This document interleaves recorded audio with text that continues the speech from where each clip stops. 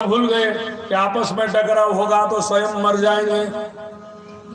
जब विनाश काल आता है, जब बुद्धि बिगड़ती है, तो अब क्या करें? दोनों भाई तिलोत्तमा ने कहा मैं एक और खड़ी हुई, आप दोनों युद्ध करिए और जिसका जय होगा उसके साथ में विवाह करूंगी। तिलोत्तमा एक और खड़ी रही, सुंदर और सुंदर आपस में युद्ध करने लगे। ब्रह्मा का वरदान था कि जब आपस में युद्ध होगा तो उसकी मृत्यु होगी। दोनों भाइयों की मृत्यु हो गई। तिलोत्तमा जी ने, भगवान विश्वकर्मा जी ने देवलोक में अप्सरा के रूप में भेज दिया। ये आचार्य विश्वकर्मा की कथा है। इतनी छोटी सी कथा है, मगर इसकी महिमा बहुत है। जिस दिन भाई भाई में आपस में झगड़ा हुआ, उस दिन निश्चय है कि आप पतन की ओर जा रहे हो।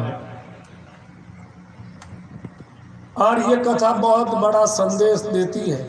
विश्वकर्मा पुराण की सबसे छोटी कथा है और सबसे बड़ा संदेश है ये कथा में। ये कलयुग है, कलिकाल चल रहा है। कलयुगे संगठन शक्ति ही विजयी होगी। कलयुग में जो संगठित रहेंगे उसका ही विजय होगा। मगर आज संगठित होने के लिए सब लोग पुरुषार्थ करते हैं, मैं देखता हूं।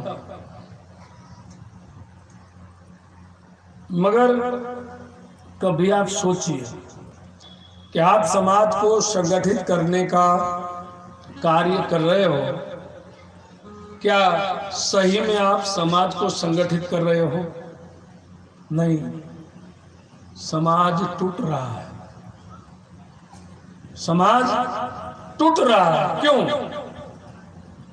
सबको पद चाहिए, प्रतिष्ठा चाहिए, इसलिए अलग अलग कई समितियां बनती रही, कई अध्यक्ष बनते रहे, तो समाज कितनी समितियों में बट गया। एकजुट नहीं हो रहा, बटता ही जा रहा है। वही तो कारण है। इतनी समितियां जहां देखो तो। कभी कभी तो हम पूछते हैं कि समिति में कितने सदस्य हैं, तो तुरंत कहते हैं कि मैं संयोजक हूं, मेरी बीवी अध्यक्ष है और मेरा लड़का जो है। पूरे परिवार की अपने अपने की समिति, क्या उत्थान करेगा वो समाज का। और मैं कई समितियों में यह भी देखता रहता हूं कि 80-80 साल के हो गए हैं अध्यक्ष, अभी पद छोड़ने को तैयार नहीं है। 80-80 साल के पद छोड़ने को तैयार नहीं है, तो अब क्या करें? ऐसे चिपके हैं तो फिर युवा धन क्या करेगा? उसको उठाकर फेंक देगा, उसको उठाकर फेंक देगा। नहीं, अब आपकी निगरानी में आप दूसरे को मौका दो। मगर हम तो क्या करते? नहीं, अध्यक्ष तो मैं ही। और मानो कभी कभी तो ऐसा होता है कि अध्यक्ष हुआ और बदलना हुआ और दूसरा अध्यक्ष बन गया, तो फिर वो क्या होगा? स्वयं अध्यक्ष बनेगा, अपनी एक नई समिति बनाएगा। अपने भी हुआ नहीं, तोगड़िया जी ने क्या कर दिया? वही किया। मैं तो सबके सामने बोलता हूं। विश्व हिंदू परिषद के थे वो, जब उसको पद छोड़ना पड़ा तो उन्होंने नया निर्माण किया ना। क्यों? खुद को पद चाहिए बस, इसलिए समाज में यही चल रहा है। मगर आपको पता होना चाहिए कि आप जबलपुर से बैठे हो एसटी बस में, तो उसमें ड्राइवर एक ही होता है। ड्राइवर एक ही होता है, मगर यही तो ये सबको ड्राइवर बनना है बस। और बात क्या है? मैं देख रहा हूं, मैं जो बोल रहा हूं समाज का दर्शक बोल रहा हूं। मानो मनोज भैया कुछ काम करने जा रहे हैं, अच्छा, तो पूर्व अध्यक्ष क्या करेगा? मुझसे नहीं हुआ तो मनोज से भी नहीं होना चाहिए। बस यही। अरे मैं नहीं कर पाया तो उसके भी नहीं होना चाहिए, बस यही बात है। मगर भाव ऐसा होना चाहिए कि मैं अपने कार्यकाल में जो नहीं कर सका, अब वो युवा आए हैं तो हम उसको सपोर्ट करें, मगर ऐसा नहीं होता। बस इससे आगे भी मैं बहुत जगह पे देखता रहता हूँ, कहीं भी कथा होने जा रही है ना, तो क्या होता है, हमारी मानसिकता कितनी बिगड़ गई है देखिएगा। और ऐसे ही रहा तो भगवान भी कभी बचा नहीं पाएंगे। मानसिकता कैसी हो गई है? ज्यादातर मानो इसी का ही मैं बता दूं कि ये कथा हो रही है तो लोग पहले ये पूछेंगे कौन करवा रहा है। सीधी ये बात होगी, कौन करवा रहा है। ये आपकी मानसिकता बहुत खराब है, समाज को कभी आगे नहीं ले जाएगी। कौन कर रहा है वो मत देखो, मगर क्या कर रहा है वो देखो, ये जरूरी है। कोई भी कर रहा हो, अपने भगवान की कथा हो रही है, धर्म का प्रचार हो रहा है। और मैंने तो ऐसे ऐसे भी लोगों को देखे हैं बातें करते हुए, कभी कभी सुनता हूं, बैठे होते हैं ना तो एक ही बात बोलते हैं, समाज ने क्या किया, समाज ने क्या किया। तब मैं उसी को कहता हूं कि समाज ने क्या किया वो एक और छोड़ो, पहले आप ये सोचो कि आपने समाज के लिए क्या किया है, ये जरूरी है। बस समाज ने क्या किया, अरे आपने क्या किया ये तो बोलो। क्या 500 का पर्चा कटा? 500 का पर्चा नहीं कटा है, फिर कथा के बाद शाम को क्या बात करेंगे पता है? कूलर तो कम थे, बात रही, तब तक कभी समाज का उत्थान नहीं होगा। और एक बात है, गांधी जी ने लिखा है कि संस्कार के बगैर का शिक्षण जो है उसकी कोई वैल्यू नहीं है। परिश्रम के बिना जो पैसे आपने प्राप्त किया उसकी कोई वैल्यू नहीं है। आप में समझदारी नहीं है, समझदारी के बिना आपकी सहनशीलता उसकी कोई वैल्यू नहीं है। किसी को कपट से, छल कपट से आपने कुछ ले लिया तो उसकी भी कोई वैल्यू नहीं है। और सत्ता नहीं है तो वो सरकार की कोई वैल्यू नहीं है। और जिस समाज में संगठन न हो ऐसे समाज की भी कोई वैल्यू नहीं है। गांधी जी ने कहा संगठन होना चाहिए, और हो सकता है। मैं कश्मीर से लेके कन्याकुमारी तक और ओखा से लेके उड़ीसा तक विश्वकर्मा समाज में घूमता रहता हूँ, और जहाँ भी जाता हूँ तो सब लोग एक ही बात करते हैं कि समाज को संगठित होना चाहिए, समाज को संगठित होना चाहिए। सबके मुंह में एक ही बात है, एक ही आवाज आ रही है, तो संगठित क्यों नहीं हो रहे? संगठित क्यों नहीं हो रहे? सब बात तो एक ही करते हैं, मगर अब सबसे बड़ी बात यह है कि हम स्वीकार नहीं कर सकते। कोई अच्छा काम कर रहा है ना तो हम उसका स्वीकार नहीं कर सकते, उसको गिराओ, उसका नाम मत बड़ा होने दो समाज में, मानो विधायक बन गया तो ऐसा होता है। और ऐसे तो जो चुनाव की बात छोड़ो, राजनीति राजनीति है, मैं उसमें ज्यादा नहीं जाऊंगा। मगर राजनीति करने वाले लोग, मेरी एक बात सुनिएगा, हमारे गांव में सरपंच की चुनाव थी, सरपंच की चुनाव आया, और फिर 2 दिन बीते, जो सरपंच का चुनाव लड़ रहा था, प्रत्याशी थे, तो उसके घर में 4 वोट थे। कितने? 4। तो 4 में से उनको 2 ही वोट मिले। तो वो कहने लगा अपने खुद के घर में 4 वोट है और मुझे 2 ही मिले, तो सबसे पहले 2 घर में कौन मेरे विरोधी है? यही देखना पड़ेगा। राजनीति करो, राजनीति सीखो, राजनीति से समाज का कल्याण हो सकता है और हम करते भी हैं। मैं किसी भी दल से नहीं जुड़ा हूँ, मैं किसी भी दल से जुड़ा नहीं हूँ, मगर सभी दल वाले हमें सलाम करते हैं। जब चुनाव आता है ना तो दल वाले हमारे पास आते हैं, अरे महाराज श्री आप तो विश्वकर्मा समाज बहुत बड़ा है और आप कुछ हमारे लिए कीजिए।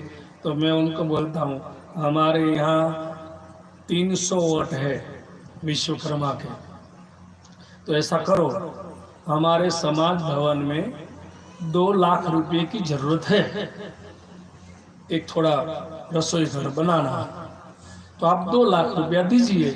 वादा रहा हमारे समाज के वोट आपको मिलेंगे। तो वो दल वाले 2 लाख रुपये दे जाते हैं, वो उधारी नहीं रखते। राजनीति में कभी उधारी नहीं रखनी चाहिए। नेता जो होते हैं, मनोज व्याख्या करना, नेता जो होते हैं ना वो पूरे झूठे होते हैं। हाँ, पूरे झूठे, वादे वादे वादे वादे। तो फिर वो हमें 2 लाख दे के गए, तो फिर दूसरे दल वाले आए, अरे गुरुजी क्या 2 लाख बोले? वो दल वाले हमने ले भी लिए थे, फिर भी हमने दूसरे दल को कहा 2 लाख बोले हो, 300 वोट है मगर हमारे रसोई घर बनाना है, जरूर 2.5 लाख की है, आप 2.5 लाख दीजिए, हमारा सभी वोट आपको मिलेगा।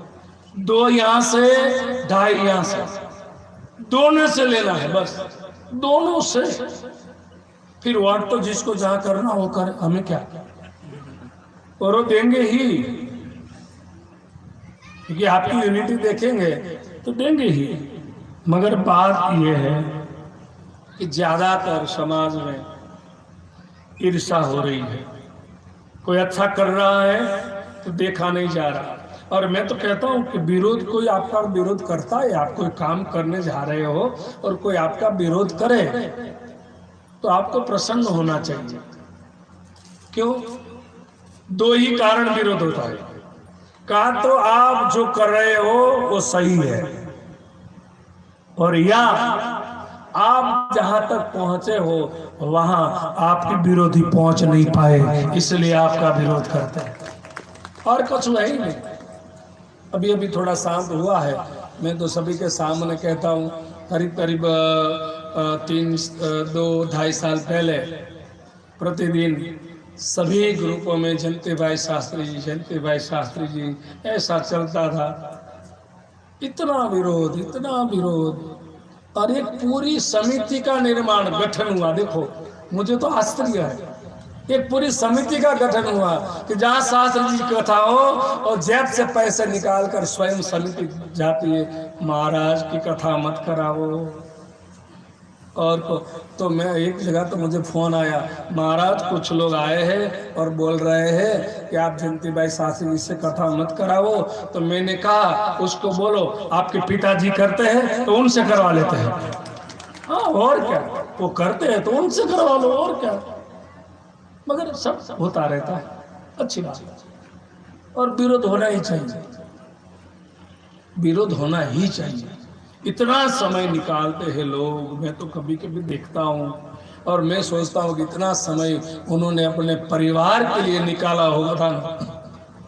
मगर जो भी है, ये मैं बात ये कर रहा था कि सुंद और उपसुंद की जो ये कथा है, कथा बहुत छोटी है मगर उसका संदेश बहुत बड़ा है। समाज के लिए अपनी भावना कैसी होनी चाहिए, समाज के लिए भावना कैसी होनी चाहिए। पहले समाज जो है वो अपना ही है। समाज में कभी आप अहंकारी न बने, निर्मल रहे, और समाज ही ईश्वर का रूप है, समाज ही ईश्वर का रूप है। भगवान ने जो विराट स्वरूप बताया गीता में, कहीं हाथ, कहीं पैर। तो ये समाज है, वही ईश्वर का स्वरूप है। आप वहां से खड़े होकर इधर मंच के ऊपर आ जाइए, देखिए कहीं हाथ, कहीं पैर। यही तो विश्वकर्मा समाज ही विराट विश्वकर्मा है। समाज ही भगवान का स्वरूप है। और समाज में सदैव बच्चे बनकर रहना चाहिए, बाप बनने की कोशिश मत कीजिए। समाज ही हमारा बाप है, समाज से बड़ा कोई नहीं है। समाज का सदैव आदर करना चाहिए।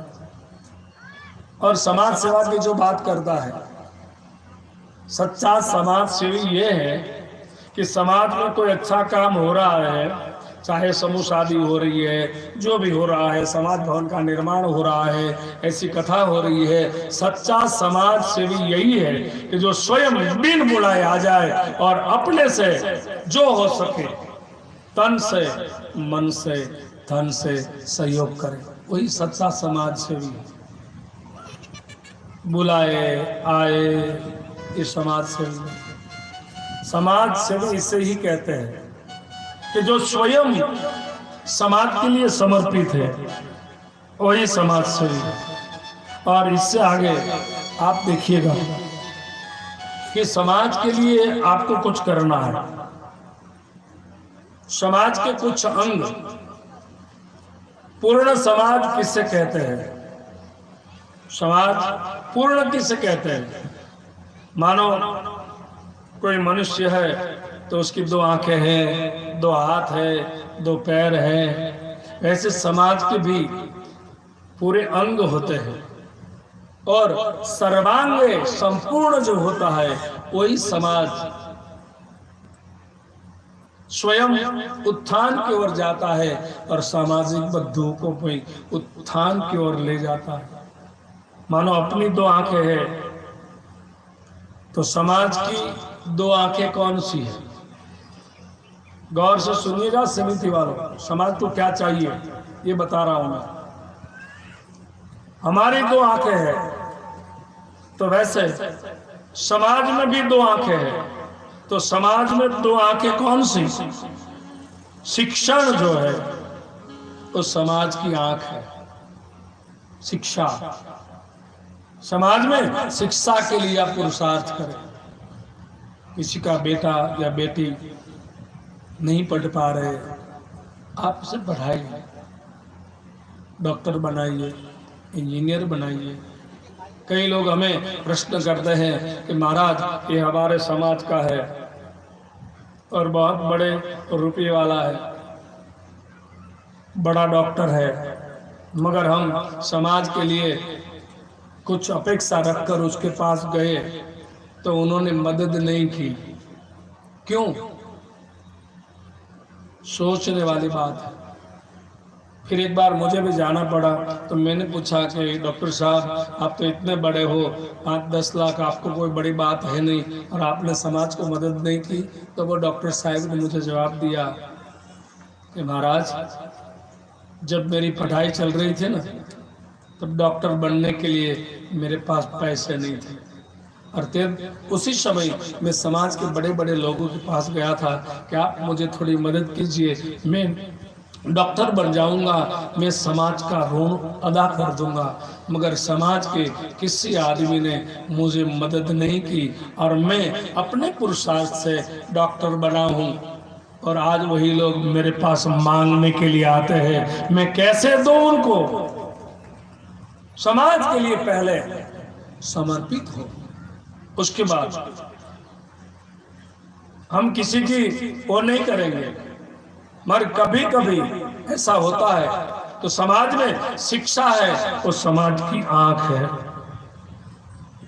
हमारे 2 हाथ है, वैसे संगठन एवं शक्ति वो 2 समाज के हाथ है। हमारे 2 पैर है तो प्रगति एवं गति समाज के 2 पैर है। पुरुषार्थ हमारा ये ललाट है ना, समाज के लिए पुरुषार्थ करिए, वही समाज का प्रारब्ध है। और हमारा ये पेट है तो समाज का पेट, और जिसका पेट बिगड़ता है ना वहीं से सभी रोग प्रकट होते हैं। पेट शुद्ध होना चाहिए। तो समाज के लिए पेट कौन सा?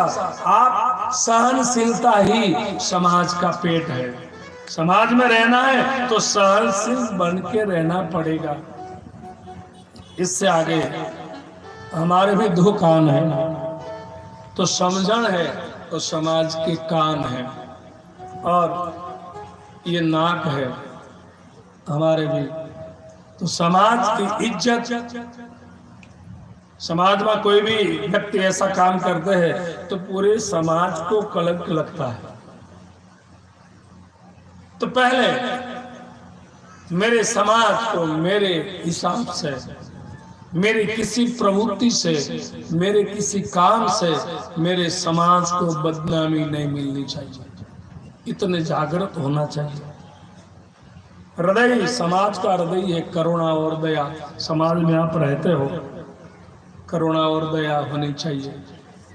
हमारे अंदर लहू चल रहा है, समाज के लिए जो संस्कार है वही।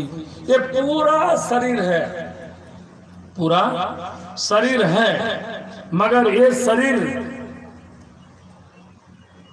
एक चीज नहीं है तो शरीर अधम हो जाता है। दो आंखें हैं, दो हाथ है, पैर है, सब कुछ है, मगर शरीर में जो प्राण नहीं है तो शरीर अधम कहलाता है।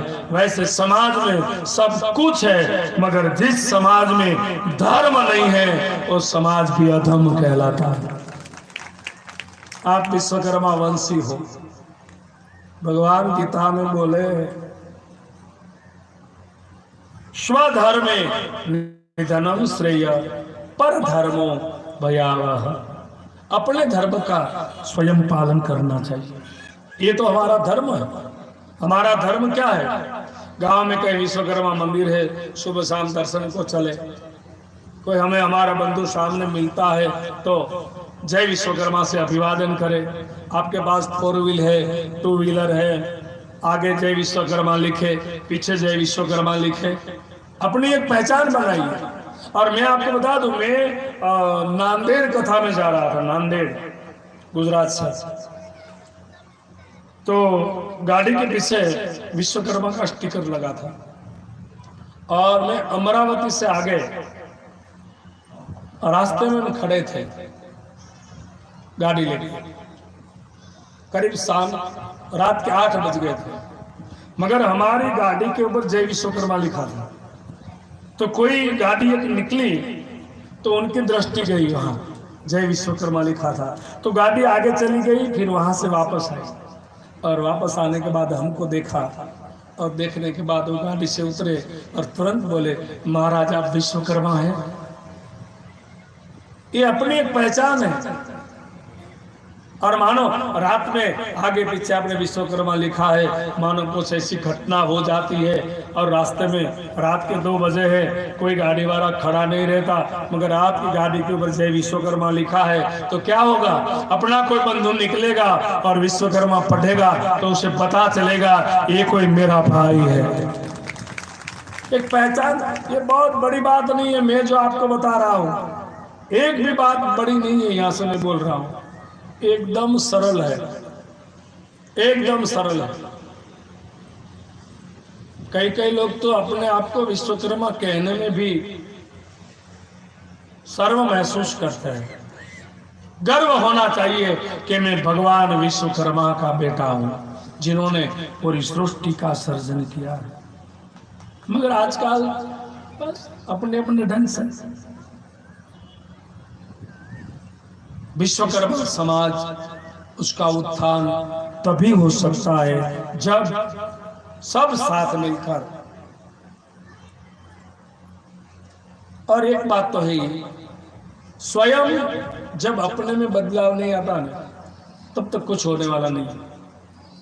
क्योंकि हम क्या है, जगत को सुधारने के लिए निकल पड़े हैं। हाँ, समाज को सुधारने के लिए हम निकल पड़े हैं। समाज को सुधारने की जरूरत नहीं है, स्वयं को सुधार लो, समाज अपने आप सुधर जाएगा। स्वयं को बदलो। एक आदमी बदलेगा तो दूसरे को भी होगा, नहीं अब मुझे ऐसा नहीं करना चाहिए, मगर हम क्या करते, हम नहीं बदलते। समाज को बदलना चाहते हैं तो ऐसे तो समाज नहीं बदलेगा।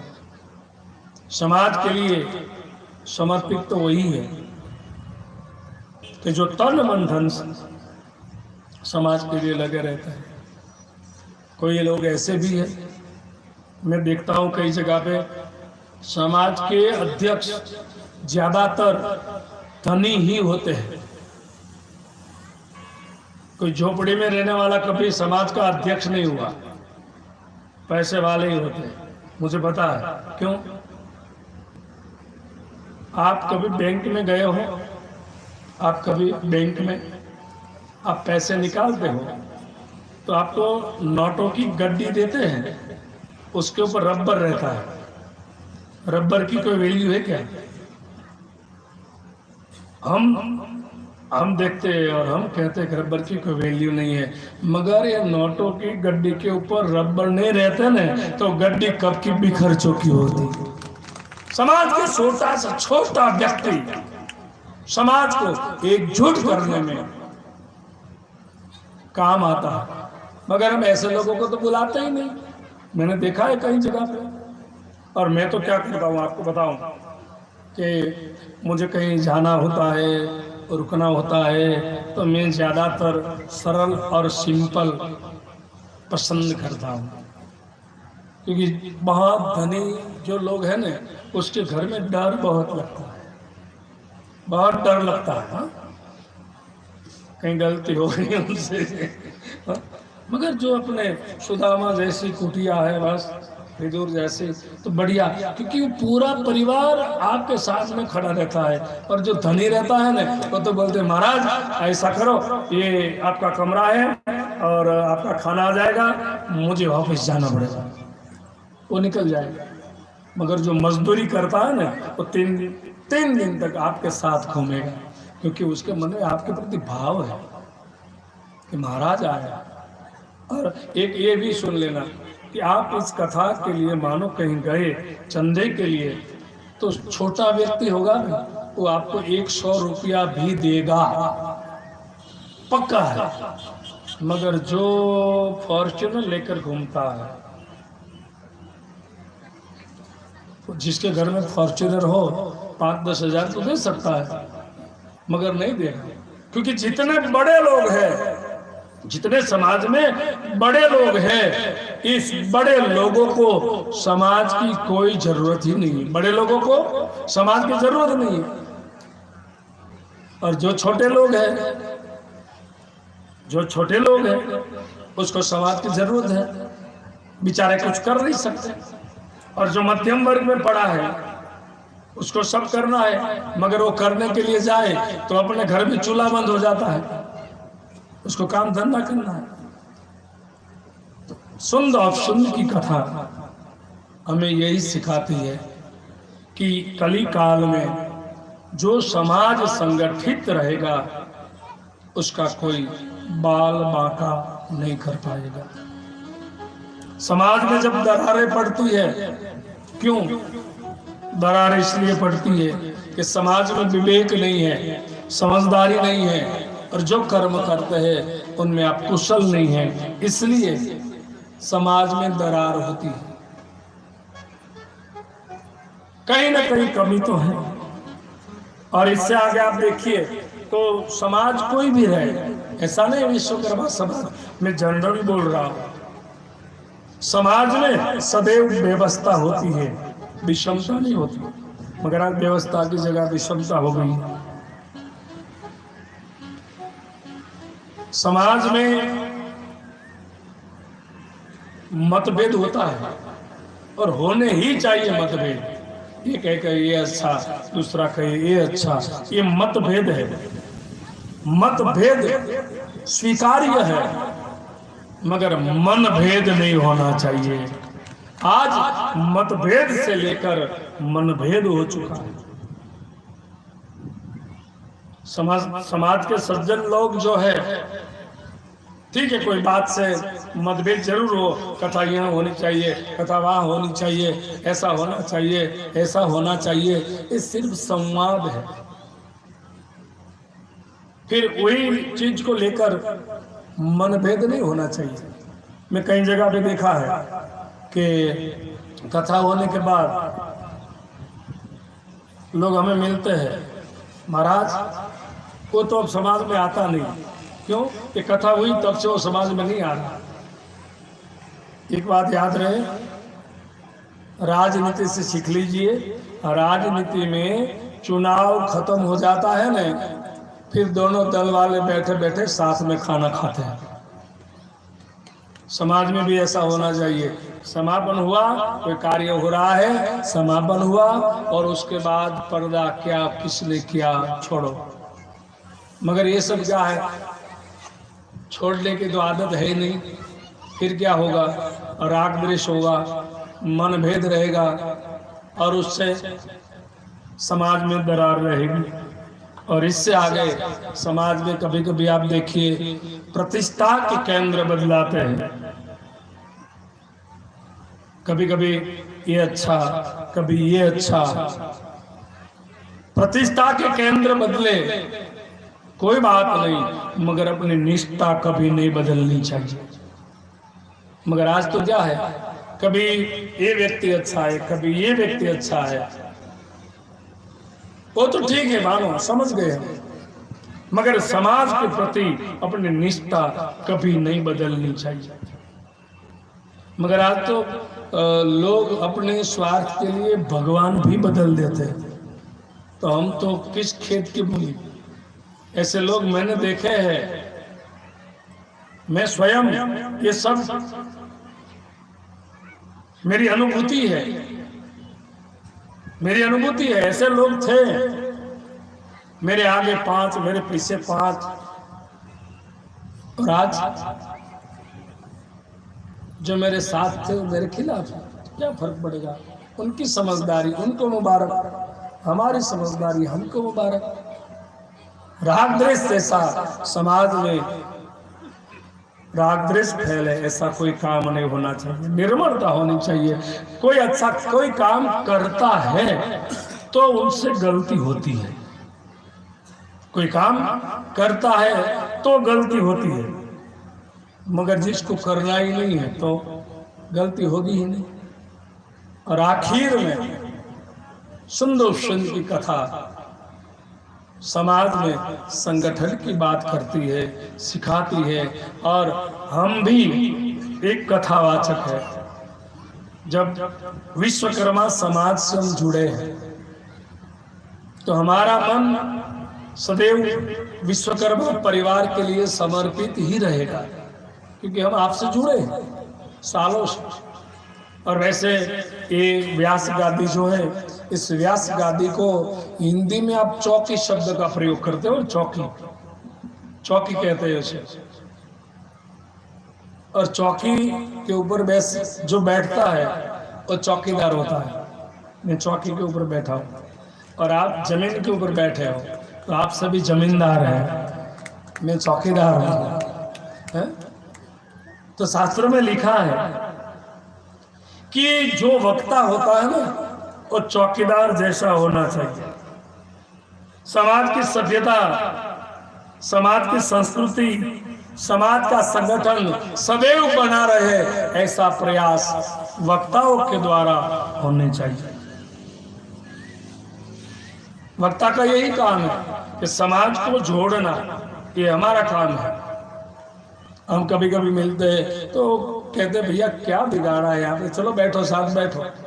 हमारा यही बात होनी चाहिए कि समाज में एकजुटता कैसे आए, ये हमारा प्रयास होना चाहिए। सनातन धर्म की संस्कृति, उसकी हमें रक्षा करनी चाहिए, सभ्यता उसकी रक्षा करनी चाहिए, धर्म प्रचार हमें करना चाहिए। यही तो वक्ताओं के लक्षण है।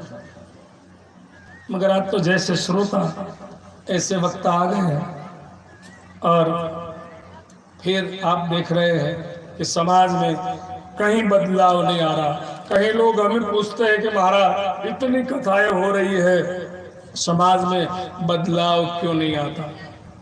एक ही कारण है कि समाज कभी किसी को स्वीकार करना सीखा ही नहीं। स्वीकार करना सीख लीजिए आप। कोई अच्छा कर रहा है तो उसका अनुकरण आप कीजिए। और आखिर में सुंद की कथा को मैं विराम दूं पूर्व समाज को एकजुट करने के लिए दो ही चीज है, शास्त्र में लिखा है, समाज को एक साथ बिठाना है, एकजुट करना है तो दो ही चीज है। पहला है भजन, दूसरा है भोजन। दो चीज है। ये भगवान की कथा हो रही है, मानो ये भगवान का भजन हो रहा है। आप 4-5 घंटा एक साथ बैठते हो, क्योंकि भजन साथ बिठाता है, दूसरा भोजन साथ बिठाता है।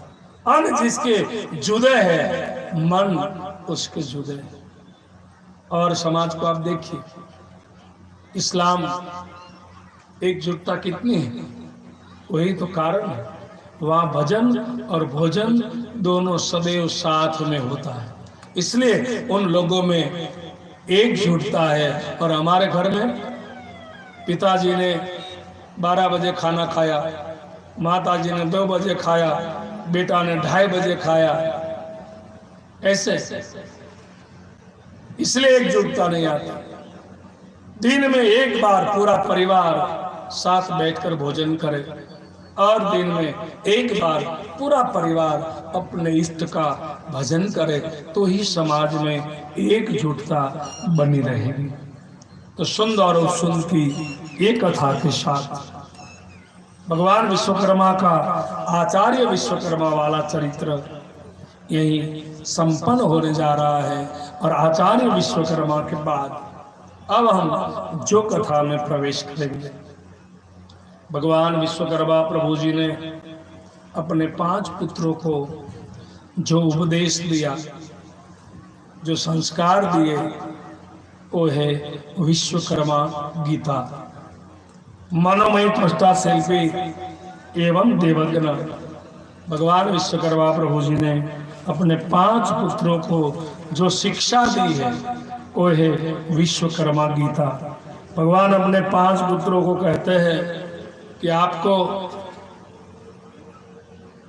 समाज में अभावों की पूर्ति करनी है और अपनी कला के द्वारा आपको समाज का कल्याण करना है, समाज का उत्थान करना है, राष्ट्र का उत्थान करना है। भगवान विश्वकर्मा प्रभु जी अपने 5 पुत्रों को कहते हैं,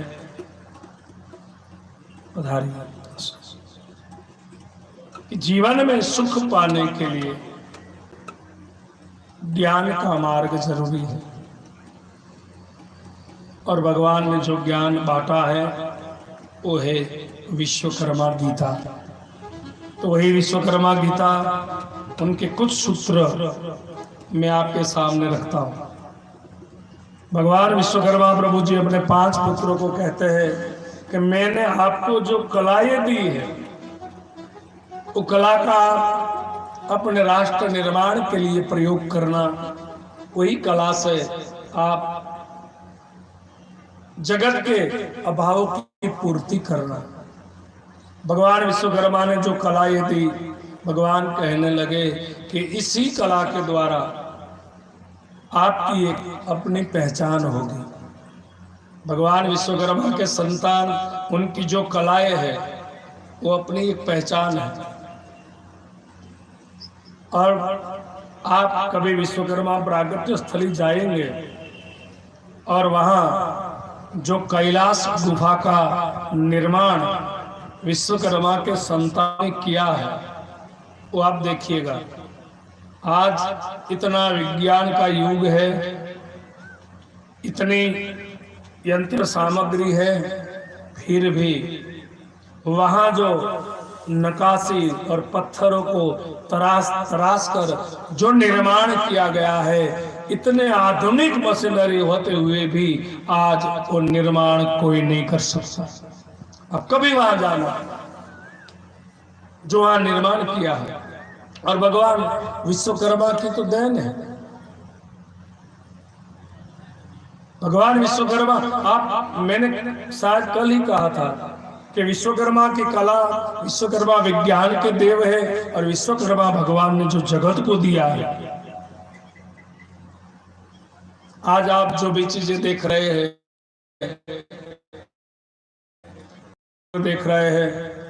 हमारी जो विद्याएं प्रदान की वो अद्भुत है। भगवान विश्वकर्मा अपने 5 पुत्रों को बुलाकर कहते हैं कि आपको अब मैं जो कलाएं प्रदान करता हूं, अपने यहाँ 64 कलाएं शास्त्र में बताई गई और वही 64 कला को 14 विद्या में समाहित कर दिया गया है और 14 विद्या में 10 महाविद्याएं हैं और वही कला के द्वारा भगवान विश्वकर्मा के 5 पुत्रों इसी जगत को सुख और समृद्धि प्रदान करते हैं। कला कौन कौन सी? कुछ कलाएं हैं। स्थापत्य कला, पत्थर, चूना, ईटा, उसी से निर्माण होता है। मंदिर, भवन, स्थापत्य कला है। मूर्ति कला, स्वर्ण, धातु, काष्ठ, जो मूर्तियां निर्माण होती है वो भी एक कला है। चित्रकला वो भी एक कला है। संगीत कला वो भी एक कला है। जीवन संगीत जैसा होना चाहिए, वो कला है।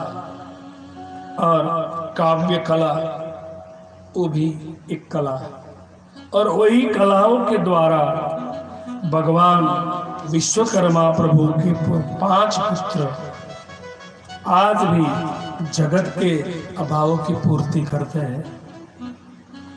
और एक बात याद रहे, कितना भी धनी व्यक्ति क्यों न हो, जब तक भगवान विश्वकर्मा के 5 पुत्र एक जगह पे इकट्ठे नहीं होते तब तक उसका विश्राम का स्थान नहीं बनता। बंगला बनाए, भवन बनाए, भगवान के 5 पुत्रों की जरूरत रहती है।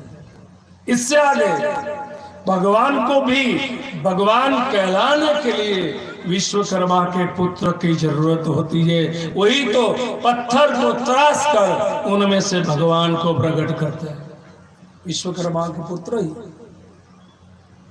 और पूरी दुनिया रोटी, कपड़ा और मकान सबको चाहिए, हिंदू हो, मुस्लिम हो, सिख हो, ईसाई हो, सबको चाहिए। और ये सब भगवान विश्वकर्मा की देन है। भगवान विश्वकर्मा प्रभु जी ने अपने 5 पुत्रों को जो कलाएं प्रदान की और भगवान विश्वकर्मा प्रभु जी ने कहा कि यही कला के द्वारा आप जगत के अभावों की सदैव पूर्ति करते रहना और यही आपका निर्माण ही शिल्प कर्म ही यज्ञ है। आपको बहुत लंबे पूजा पाठ करने की जरूरत नहीं है विश्वकर्मा के पुत्रों को, क्योंकि आपकी जो कला है, कला काष्ठादि रूपिणी परिणाम प्रदायिनी सर्वस्याति हरे देवी नारायणी नमोस्तुते। क्योंकि आपकी कला है, वही कला ही आपका तप है, वो कला ही आपकी उपासना है।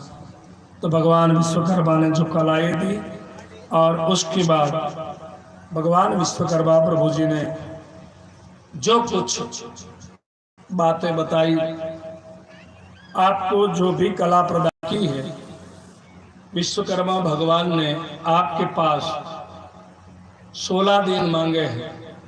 16 दिन भगवान विश्वकर्मा ने आपको जो कला दी है वो कला का प्रयोग न करें। वो कौन से 16 दिन है? माघ मास की शुक्ल पंचमी, जिस दिन भगवान विश्वकर्मा इलाचल पर्वत के ऊपर विराजमान हुए, माघ मास की शुक्ल त्रयोदशी, जिसे भगवान विश्वकर्मा का प्रागट्य दिन कहते हैं। हर महीने की अमावस्या भगवान विश्वकर्मा का पहला स्वरूप अमावस्या के दिन प्रकट हुआ था। 12 अमावस्या माघ मास की शुक्ल पंचमी, त्रयोदशी और भगवान विश्वकर्मा ने संकल्प विद्या जब नष्ट कर दी और आपको जो आयुध दिए, हथियार दिए निर्माण के लिए, वो दिन था दशहरा का।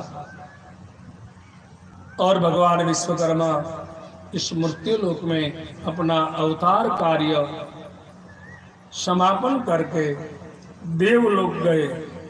वो दिन था श्रावण शुक्ल एकादशी, 12 अमास, पंचमी माघ मास की, त्रयोदशी दशहरा और श्रावण शुक्ल एकादशी। ये 16 दिन भगवान विश्वकर्मा ने आपको कहा है कि ये 16 दिन आप छुट्टी रखे, भगवान की उपासना करे, व्रत तप करे। सिर्फ 16 दिन भगवान विश्वकर्मा ने आपके पास सब मांगे। और आज भी कई लोग हैं कि जो 16 दिन का चुस्त पालन करते हैं, अपनी दुकान भी नहीं खोलते और हाथ में हथौड़ी भी नहीं पकड़ते, जो भगवान विश्वकर्मा को समर्पित है। और जिन जिन लोगों ने ये चुस्त पालन किया है भगवान की आज्ञा का, वो आज भी सुख को प्राप्त किए हुए। और कभी कभी को मैं देखता हूँ कि सुबह से लेके चौराहे पर खड़े हैं, कोई आ जाए हमें बुलाने फर्नीचर के लिए, फैब्रिकेशन के लिए। विश्वकर्मा वंश को कभी काम ढूंढने की जरूरत नहीं है। आप भगवान विश्वकर्मा ने जो बताया है उसी हिसाब से आपका जीवन बना लो, काम आपको ढूंढने आएगा, आपको काम ढूंढने की जरूरत नहीं रहेगी। मगर आज हम अपना निज धर्म भूले हैं। पुनः एक बार निज धर्म में निधनम श्रेय पर धर्मो भया वह। निज धर्म का आप पालन करें। भगवान विश्वकर्मा ने जो बताया है उसी हिसाब से अनुशासित होकर कलाओं का प्रयोग करें तो भगवान विश्वकर्मा की कृपा सदैव बनी रहेगी। इस कथा के साथ आज की कथा को